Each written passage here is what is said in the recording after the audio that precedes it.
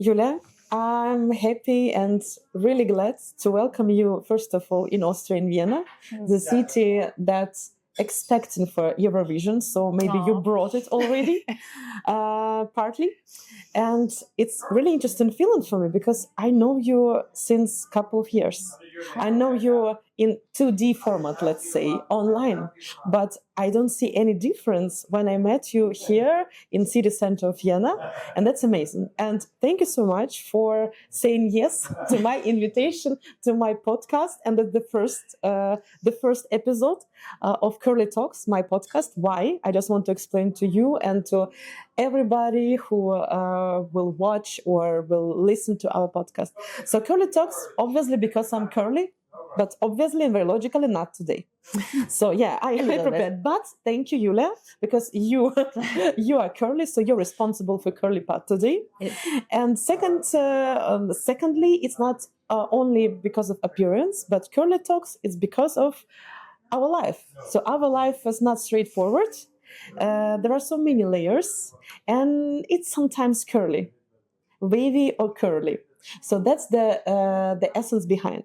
And my idea with Curly Talks to open up these layers like onion, and to see something deeper behind the surface of people, because I believe in people, I believe in synergies, and there is not what you see, and behind each and every situation, work, business, whatever you create or each of us creates, human being. Thank you very much, Antonina. I have exactly the same feeling when we just met today. I just thought about it when you shared that, it was the very first time we saw each other in real life. But we have so much in common, what you already mentioned, that we believe in people, we love to work with people, we see potential of people a lot. And I'm so thankful that you invited me. I'm open person, and I often say yes to many things. And of course, we work together for a pretty long time, and I feel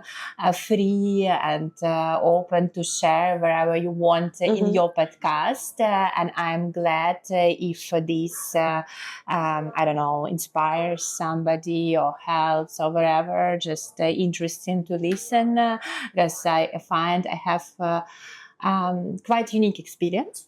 And I am open to talk about it. And it's also not often what you can meet. The people are very open. And when you told me, if you don't want some questions, you can tell me. But I'm fine with any question. So be free to ask whatever is in your mind. I'm curious also. And I really appreciate, because so my idea is not just to force you to respond, but that's good that you mentioned. So if you feel comfortable, and I truly believe that your experience can help other people to overcome many things in their life, because what you went through, so many turning points in your life, and like each person has it, but this readiness to share, that's very important. So thank you for this readiness to be open and to share it. And to begin with, I know you already, as we mentioned, yes, maybe not that close, like best friend, and this is good in framework of our podcast, because I want to ask you some like short questions. How would you describe yourself if you would be a color? I was not ready. Many colors. It depends on my mood, on my energy level. Spontaneous. You try to find right answer. No right answer. What about you? We accept everything. Red, of course. Red. And how it feels when you say you are red color? On fire. On fire. Wow. Yeah. That's I can feel it. And if we speak about the smell, which kind of smell you are? And the smell of the sea. The smell of the sea. I guess you said so fire and sea. Yes, because I'm so different. I told you I have many layers, many shades. Yes. My life is so different in many ways. And what about music, if you describe yourself? With a song, with a melody? What it would be? It would be for seasons of Vivaldi. I was about to tell that I will post it, some link just for you to listen, but I think there is no need because for seasons Vivaldi. And which season you are, if we dive in deeper? Summer, I think. So summer is... Or spring. Summer, red as a fire, and sea. Yes. Smell of the sea. I literally can feel it. So I don't know about you, but I literally can feel it. Interesting questions. Thanks.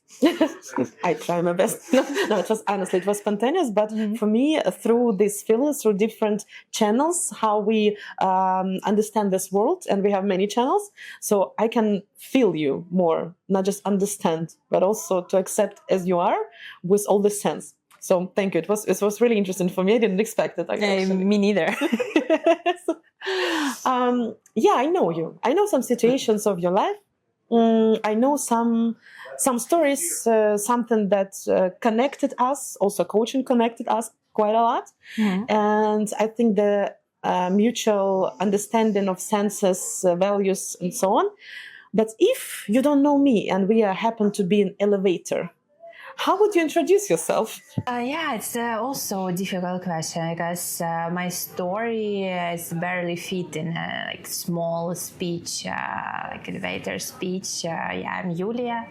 I'm Ukrainian. It's what I say. I live in the Netherlands. I work as a social worker and I help people with many things. Yeah. I'm sure. I know you a bit. I cannot tell that I know 100%. Even myself, I don't know for 100%. No one knows. Yes, no one knows. So if maybe you were thinking about the questions I can ask, which question you expect from me? You know, when I told you yes, I had no expectations, and I expected that we would talk about some difficult experiences, probably what I had in my life, because also what you mentioned in the beginning, that it's like early talks about it. But what are you interested in exactly? I have no idea. So this question coming back to me. Very smart. Very smart. So coaching approach to ask the questions. And actually, I prefer to go with the flow, and even if we expected to discuss some certain topics of your life, but you just mentioned that you're working social worker, working with people, and this usually, according to my experience and what I see in other people, it's not really the profession we choose immediately after school. What brought you to that point to work with people in social context? It's a good question. In a way, every my job was connected to people. I worked as a lifeguard when I was 18. I was a teacher for small kids in China. Like also with people, for a certain period of time, I thought I would like to work with kids. But then it changed. My life changed in a way. I was always into self-development, self-learning, and I did many courses, you know. So also a common thing. And when I came to study coaching, it was also in a special moment of my life, and I started to practice, like the practice we had together, but a bit later. I saw that here I can be useful and I can help, and it's really meaningful for me to see how the life of somebody can become better just because you asked a few questions or just make a space where this person can share wherever he wants. It gives meaning to my life, and that's it. Meaning to your life. So, from my point of view, that's the essence why we do something in our life and why we are open our eyes in the morning and make our body move. So, this meaning, how do you feel and how you assess your life now as meaningful from 1 to 10? Yeah, I would say now it's 9, but just because it's always can be better. Uh-huh. And how it looks like, how your life looks like being at point 9, meaning that almost perfect. Yeah, almost perfect, because every my day I build as I like. And every day I do what is meaningful for me, what I want to do. Sometimes what I need to do, but also even what I need to do is what I want to do. My life is so different. I see so many different things every day. I talk to so many different people. I also have a lot of hobbies. I live active life. I live in the best place where I ever lived in my entire life. Name it. No, I'll say North Holland. North Holland. The Netherlands. Was it always like this, like living your life at point 9? Yeah, I came to this point and I'm very happy there, because also I know how it could be different. When you don't know yourself, when you do things against yourself, but you even don't know that now. So you don't even realize that it's happening. Unfortunately. So you don't even realize that you worked against yourself. So it was like sabotage, if I can name it like this. I didn't know what I truly want, and I didn't look for it. I was so focused on relationship, which was not really healthy, and in a way, for me, at that period of my life, I was young, it was like the beginning of my 20s. For me, my relationships was equal to me. If you know what I mean. That made my life horrible in a way. But you didn't know that, so right, it was horrible. You thought back then that it's okay, so everybody lives like this. Yeah, but I explained it to myself. I knew that I lived in a country I don't like, in a city I don't like. I worked at the work I didn't like, because there was no better. But it was a good job, but that was not for me, and there was no better opportunity I could find at that place at that moment. And I remember the life when I woke up. And every morning I looked to the window and I thought, oh shit, I have to live this day again. Yeah, and that was... Actually, what you just mentioned, so I've heard quite often from other people, and the thing that some of them, they think that is reality and that will be always like this, and I cannot influence it in any way. Or many people expect that somebody knocks to their door and say, okay, I'm here, I'm your Superman, I change your life without even your participation. And I'm really curious, what was that turning point, or what made you start to change your life to make it yours? Yeah, my ex-boyfriend broke up with me, and that was exactly like somebody influenced that I had to change. I had to search for a new way, because I stuck in that relation. And I couldn't move myself, so I didn't see any other options there. And now I'm so thankful to him that we finished it, and I hope we both live better lives. That's exactly the moment somebody knocked to your door in negative way, but it pushed you out of your not comfort zone even. It was uncomfortable zone. So you changed in the way that after that you make your own decision and you change your life without turning points or somebody influence you. Back then it was boyfriend. What influenced you after that?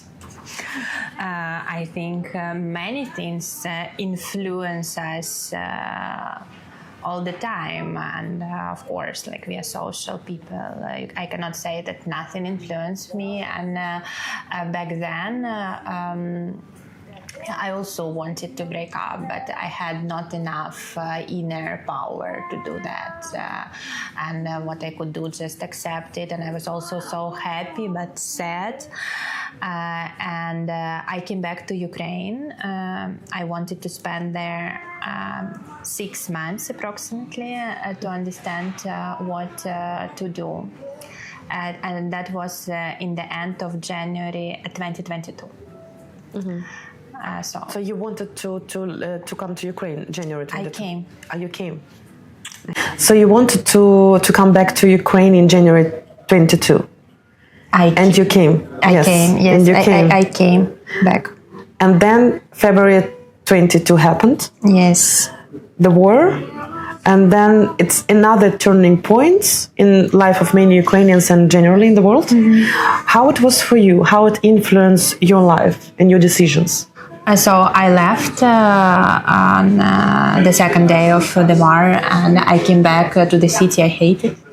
But it turned, it was very difficult period of my life, of course, but it turned a bit in positive way for me regarding to my experience. Yeah, we were talking about Poland and my experience of living in Poland. And Polish people, I cannot say they are the most nice people in the world, but at that moment, they supported us a lot, they helped a lot. I felt there like at my second home, because I already spent a few years of my life in Krakow, and it was a good time to come back there. I helped newcomers to coordinate and what I could. I volunteered a lot.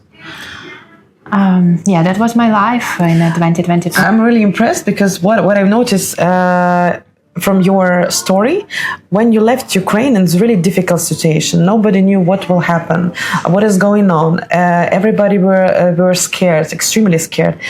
And you enter a new country, you don't know the language, and you are completely new to that country. No, you didn't get... You came to Poland? Yeah, I lived in Poland for 2 years, I think, already or so, and I speak Polish, and I also knew how things are there. So. Yeah. So, beginning of the war, it's terrible situation, and nobody knew what to do, what it is, how to cope with it, and you found the way how to manage your inner state and manage your situations. You started to help other people. It was the only one thing I could do. I felt, because I lived there, I speak the language, I knew how things work, and many people were more shocked than me. Mm-hmm. So I felt like I should help if I can. That was to some extent, not to some extent, but actually turning points for many people in their life. And after that, we changed the way how we live. We changed the values and the attitude towards life, what life means to us. And after that, after the war, after you were trying to find your place and your peace and your balance, you survived a fire accident. Was it, from your perspective as a survivor, a turning point in your life? How it influenced you? Yes, of course. It was definitely a turning point of my life. But of course, life has many turning points. We didn't plan this podcast and we didn't prepare. And I like that we started from like my Polish experience. And you ask about that, and that many people live like this and they don't see the way. And also when people hear that I survived fire accident, they often might think that was the most difficult moment of my life or period of my life, because I had long rehabilitation and I still can see the outcome. And I still will have surgeries and treatments, and it influenced my life quite much in many ways. But when I look back to my life, events and turning points, I cannot say that it was the most terrible. If I compare fire accident and my life in Poland, which was not mine, that experience was way much worse. And sometimes I think we are afraid that something would happen to us, like something bad. But we keep choosing not our life, living day by day. And in fact, that's way worse than something terrible like fire accident. It influenced me. That was like a difficult period of like a year or so. When I couldn't accept it,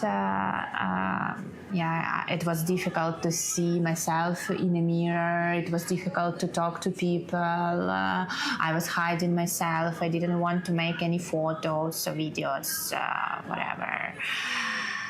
And I was waiting that it would be fixed somehow.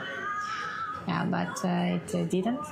And I had only one option, to accept it. And I did. And I keep living my life as it's now. It was 3 years ago, and now I'm 30.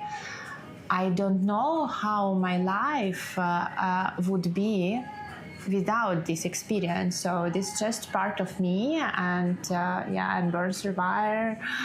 You can see scars on my body, and that's fine.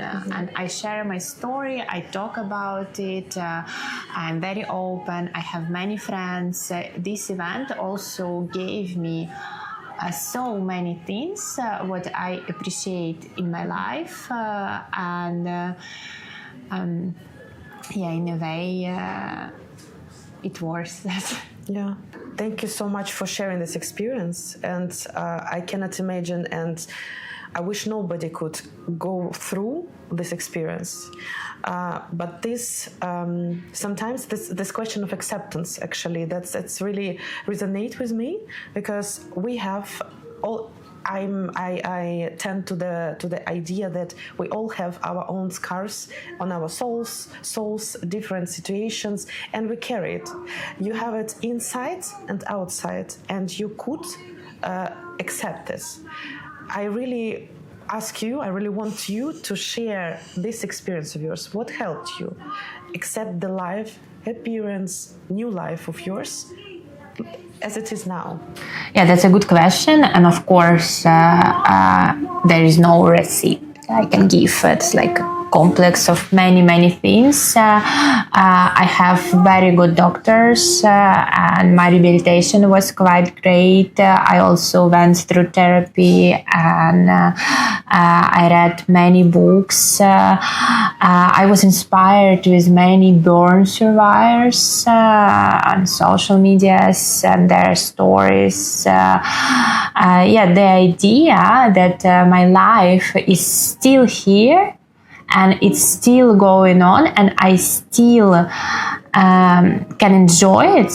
Start with small things which you might like.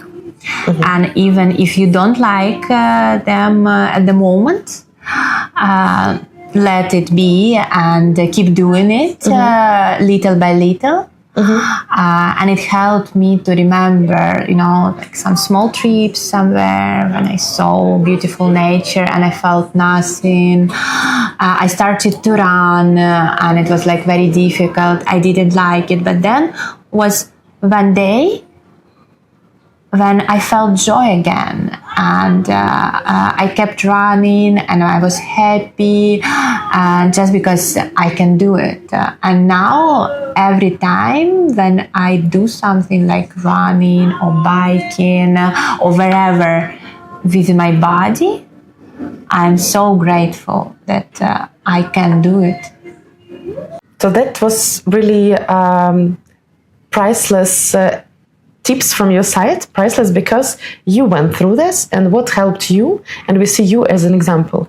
So tiny things and tiny steps are better than like we expect acceptance 100% or nothing. And if we cannot accept ourselves, doesn't matter what the reason.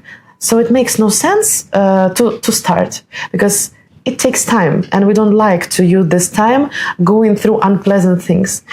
But what I also heard from you, so working with the body and using the physical abilities like running, and even if you at the beginning you don't really like it and you maybe see you don't want to go out, you don't want to start it, but day one or so sometimes, so it should start it at some point.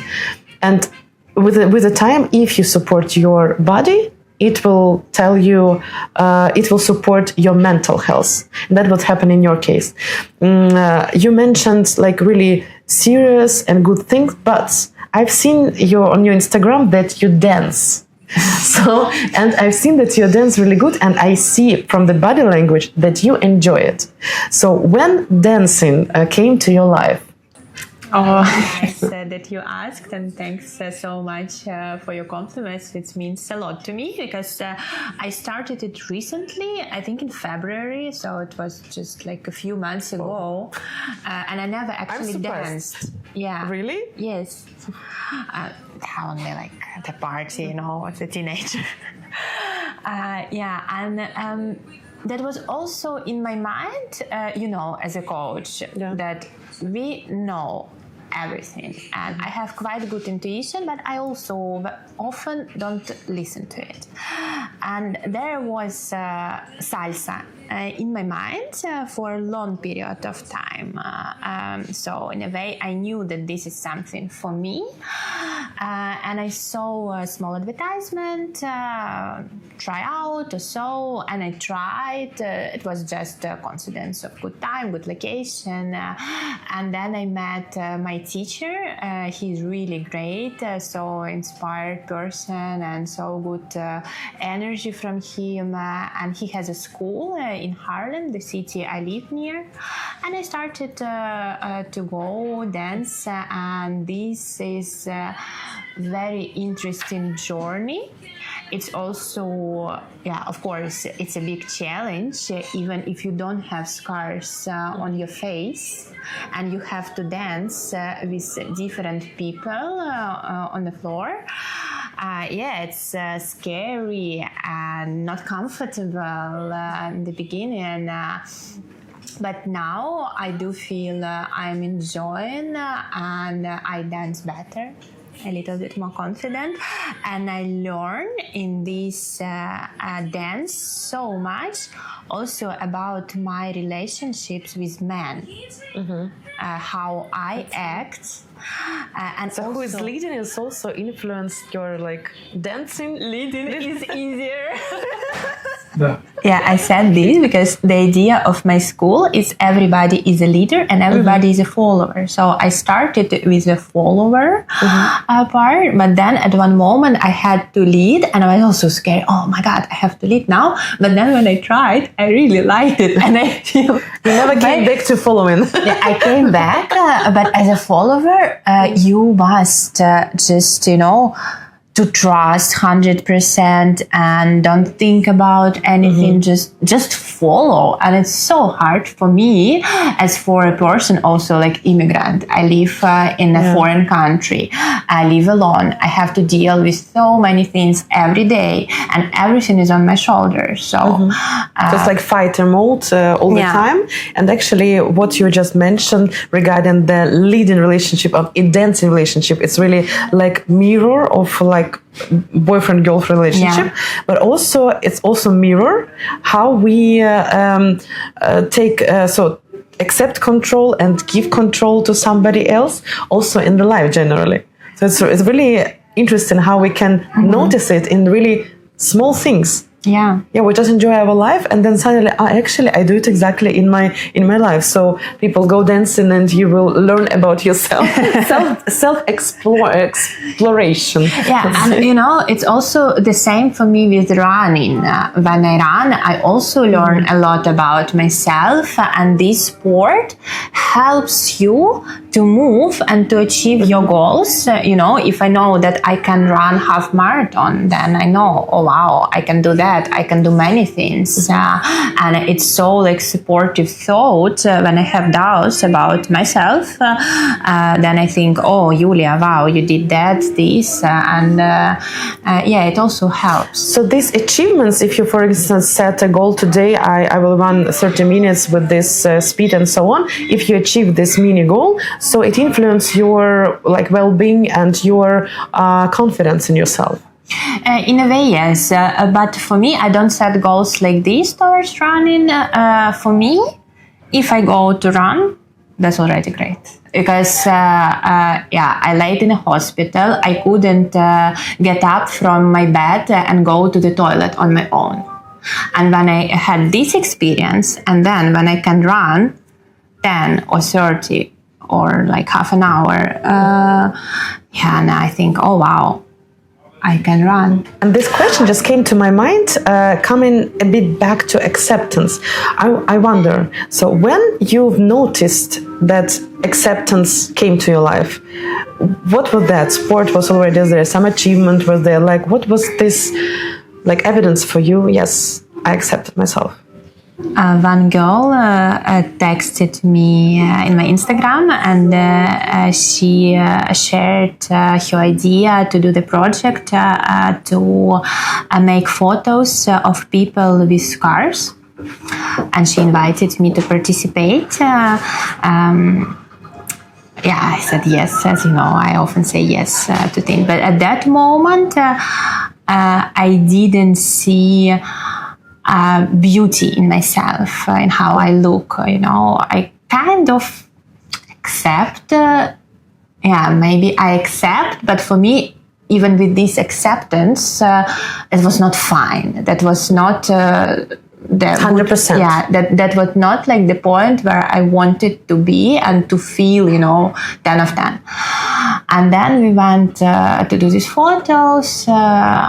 And when she sent me these photos, first of all, I was thankful and impressed how she told that she sees beauty in scars and strengths and many things. I was impressed that somebody can see this. Okay, I saw it different. And when she sent me the photos, I had many photo sessions in my past when it was beautiful, as it's normalized in society. And when I saw my new photos, that was the first moment when I felt, oh wow, that's beautiful, and I am beautiful. And yes, it's different. But beauty has so many varieties, and we are all different. We have different skin colors, different height, weight, wherever, and that's okay.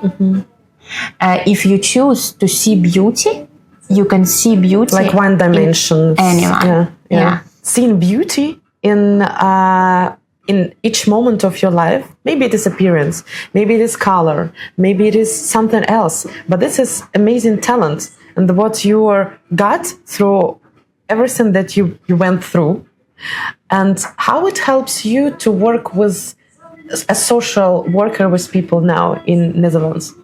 Thanks for this interesting question. It's hard to say. how seeing beauty helps me, I would say that what really helps, and it's kind of connected from my perspective, that I see every person how he or she is, and I can accept it. I can make space for so many things what they bring, and I truly believe in them, and I do care about everything what they bring. Yeah, it's a good question. To be honest, I cannot say that I don't believe or I believe in this universe talks to us, but it doesn't matter to me. It doesn't make any sense, and I focus on my life. I focus on the moment I live in and what I can do in this moment, and I'm exploring and I'm curious about life, about the experiences again. Yeah, and when I think about my life, I wouldn't say that I would do something different, because then I don't know where I would be now and what person would I be. And I'm really happy with who I am and where I am right now. I have a surprise for you. And I invited Yuliia 10 years ago, and Yuliia 10 years, so in 10 years. Let's imagine in 10 years. So both Yuliias, and the third Yuliia sitting in front of me. And imagine they are sitting with us here, just came to us, and you can start with any of Yuliias. What would you tell, and what would they tell you? 10 years ago, I moved to China. Running, dancing, find healthier ways to deal with your emotions, learn your emotions and how to cope with them. If you think that other people should give you something, first give it to yourself. Very good point. I need to write it down, and please write it down now. And we don't forget about Yuliia in 10 years, so it's 40 years old. And she's here, 40 years young, I'm sorry, to be precise. So, yeah, she sits also together with us. It doesn't matter if you ask her or if she tells you something. Like, first, what comes to your mind? When I think about 40 years of young Yuliia, there is a person in my head, and it would be a too long podcast if I would describe what I want to achieve and build, and I would only like to ask her, have you done that? And we're here, yes. As we know, as a coach, it's closed question. Open question or open question, please. Sorry. I would be interested, of course, to know where is she, what is she doing, what is she interested about, and maybe to ask her to give advices to me right now.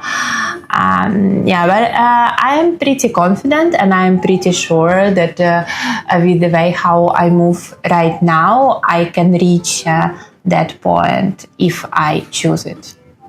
And you mentioned about advice from Yuliia, 40 years young, beautiful lady. Mm-hmm. One advice you hear from her now? Believe in yourself and be brave. Don't hesitate if you want to do something, just do it. Yeah, it sounds easy. It sounds like standard almost, but each of us understands it differently. And really, if we don't think about obstacles, fears, and everything that is limiting us, so we can do we can do it straight away. And actually that what happened with Curly Talks, because I had this idea, and then immediately, so when I feel this spark inside, so this fire just a little bit, and this like little kid yeah, let's do it. And then in this moment comes like, oh no, it's not, it's a bad idea, this will not work, that not work, and many questions. And then it's like fire, but in a good sense. And I made this fire, and not only in my case, I think we're all familiar with this thing. So I brought my water, my firefighter, and they immediately stopped it. So from some point of my life, I decided not to stop myself. And actually, maybe somebody will like it. Maybe somebody will say it's like nothing, I don't care about it, but it's meaningful for me. And I'm really thankful that you are here and you are sharing this also special moment with me. And you were so honest and so open. And I'm sure that it can help not only us, because we are healing. A human needs human. But somebody who will find your shorts, reels with you telling something that needs to be heard in that moment. Thank you so much. And final, if you would ask your question on my place, the final question to you from you. No. Yeah, first of all, I want to thank you for letting your spark burning and asking me and arranging all this. At least we enjoyed. Yes, a lot. Yeah. Totally. And I'm glad that it's meaningful for you. And I'm also so thankful that you see me in this way. It's meaningful for me too. What I would ask myself, we talked about pretty much things. You even asked me about dancing. I really don't know. I shared your secret. Sorry for that. Can I don't know? Just stop this podcast now. No, I don't force you. So if you're. So you don't have to find or push yourself to find, okay, I need this question now. If you don't get it like immediately, and that's also okay. That's also a great response for me. And thank you for being here. Life is not straightforward. Life is curly. And so thank you for your curly hair today, being like totally in the style of my podcast. And I'm like, vice versa, a bit different today. Thank you so much. Have a nice day to all of you. And we are going to explore Vienna. Oh.